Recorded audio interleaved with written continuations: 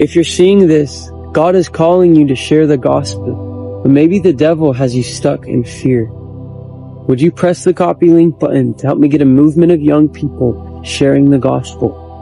When Jesus ascended into heaven, he told his disciples to go into all the world and preach the gospel.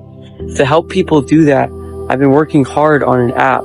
You can look up Follow Jesus Obey in the App Store. It helps you check in with God every day and share the gospel every day.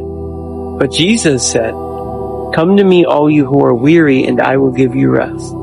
You know that Jesus met you when you needed him most. So why wouldn't he want to meet someone else through you when they need him most? Don't be afraid of what people think. Be confident that what you have to give could change someone's life, because it's not about your skill. It's not about how much you know. It's about Jesus Christ living inside of you. So step out of your comfort. And again, look up Follow Jesus Obey in the App Store.